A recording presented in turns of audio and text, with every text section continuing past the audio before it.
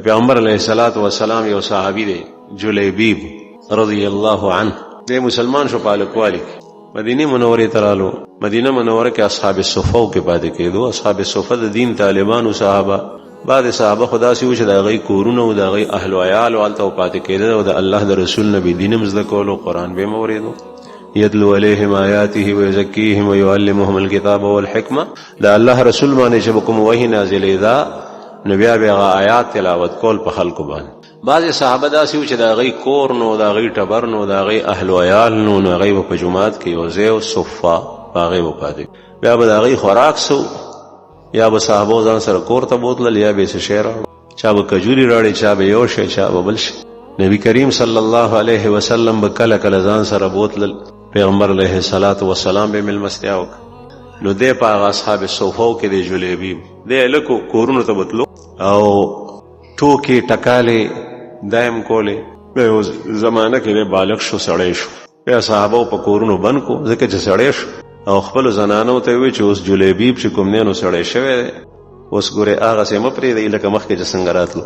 نو نبی کریم صلی الله علیه وسلم تنه تاسو کوي چې جلیبیب واده نه کې.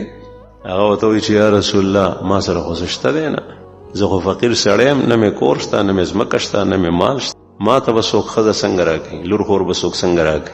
رسول الله صلی الله علیه وسلم ورته فرمایل وی زه تا ته یو صالح او نیک بیبي ګورم، ډونډ او تلاش. رسول الله صلی الله علیه وسلم په زمانه کې چې بچا لور خور ودوله یو زنانه به کونډه واغې به نکاح کول، بیا به د الله رسول ته پیغام راواستلو چې یا رسول الله زه نکاح کول غواړم. یا بچا وایي چې زما لور ده هغه رشتہ د صحابه به دا مطلب که د الله رسول په خپل وکنو دا خو ډیره زیاته خي او کني هغه بچا ته واده کا.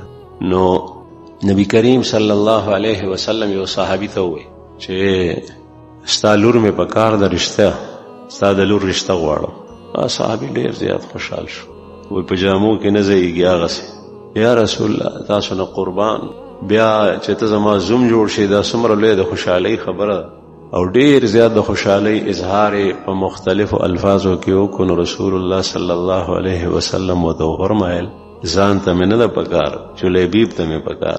هغه صحابي چې څنګه دا اوریدل نو एकदम ساکت شو درېدو.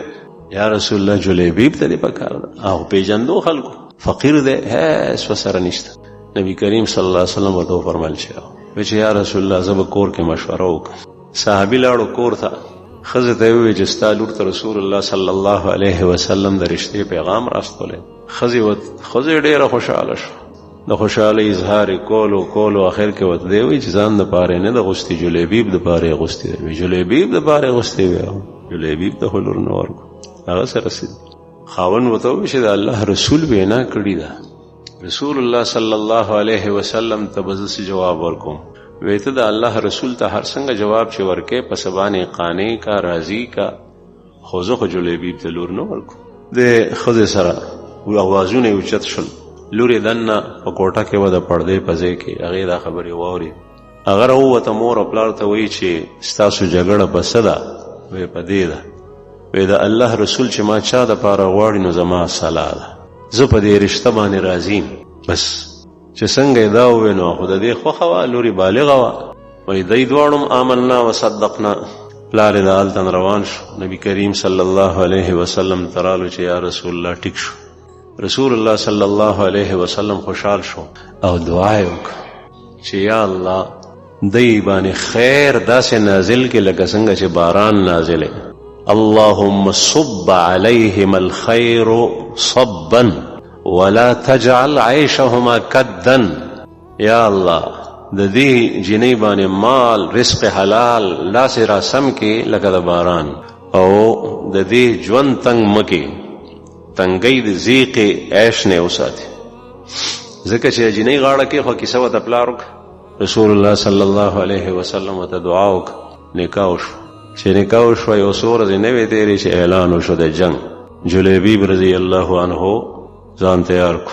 رسول الله صلی الله علیه وسلم چې څنګه د جنگ اعلان وکړو صحابه تیار شول، جلیبیب هم تیار شو.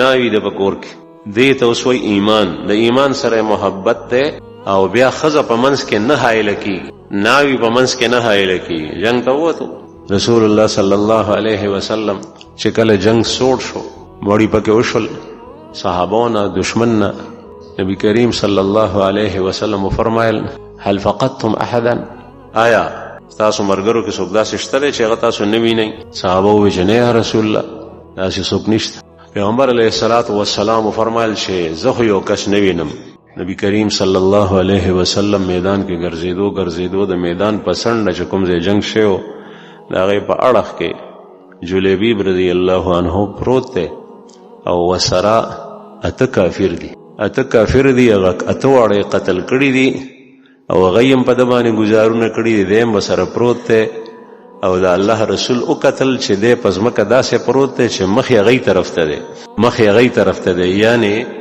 فرار نه دی اختیار کړی شهادت او مرګ جدا شی دی او د الله او د الله د رسول حکم پرېښل دا بیل شی دی سړی مال بچ نکی ځان بچ نکی اولاد بچ نکی کور بچ نکی کاروبار بچ نکی دا تاوان نه دی تاوان دا دی چې د سړی نه ایمان لاړ شي دین ته لاړ شي اطاعت د خو پیغمبر صلی الله علیه وسلم ته لاړ شي نبی کریم صلی الله علیه وسلم چې وکړو نو اوچته کو بیا مبارک پخپلو مبارک الله سبحانه اوچت کړه دی په قبر کې خېده او کانی ورپسې لګولې دي بیا په صحابه خاور اړولې